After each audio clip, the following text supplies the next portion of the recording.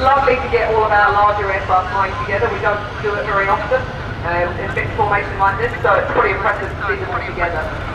Like I mentioned, all three of these aircraft are going to display individually for us. Once they've done the series of fly past, they will individually break to land to prepare for the next part of the show.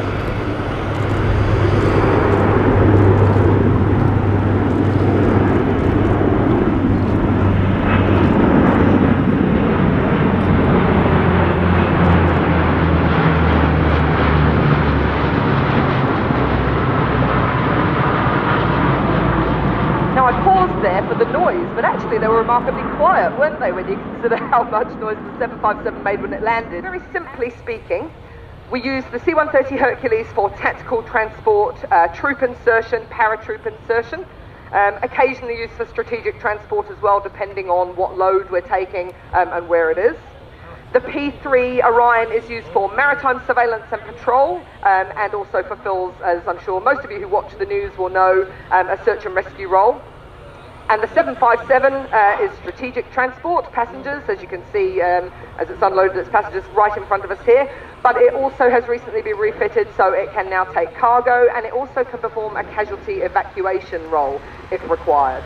You've got sharp eyes, ladies and gents. You can just see the trails coming out the back of the aircraft, the spit out from their engines. You can see actually there's almost no movement in that, so it's a lovely calm day up there.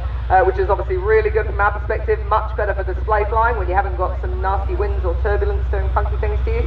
So those guys will be really happy. They'll also be doing wind checks while they're up there. The C-130 navigators will be reporting back to the display director on the ground and letting them know what the conditions are like. So obviously large aircraft aren't quite so badly affected by the wind conditions, but the lighter and smaller aircraft we have, it can make a real difference to how you fly a display depending on what direction the wind's coming from, what kind of turbulence that you're getting.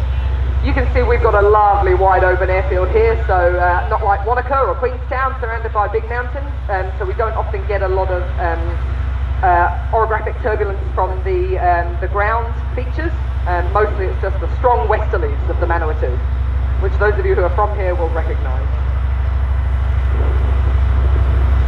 Okay, so leading the way then, the 757 with the two Hercs, those three aircraft from 40 Squadron, and the P3-K Orion from 5 Squadron. In what we know as the box position.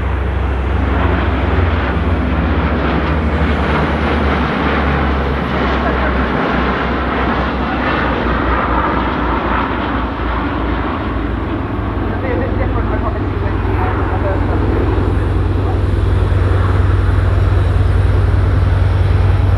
Now, ladies and gentlemen, obviously Michael has mentioned it before, and we're going to keep repeating this message throughout the day because we're all New Zealand Air Force, although we are the Air Force, we are not just about our aeroplanes. You know, go work with the Army cadets, it was just amazing. I had such a wonderful time. It was pretty cool. There was only one number one squadron, of course, but it was a highlight of my teenage years, and the camps in the bush over at Fernside and the Wairarapa, absolutely outstanding. It's really eye-opening actually, isn't it? All those things that you don't know that are available to you as a youngster. Okay, flying straight at us right now, and there you go, you can really see the muck kicked off those engines. A beautiful, beautiful break. C-130's right and left. That's a nice high nose attitude from that 757, and you'll hear the engines pretty much as they go overhead. P3 flies out directly, they'll be off towards the balls area, which is directly behind us. And then each of these aircraft is going to come in and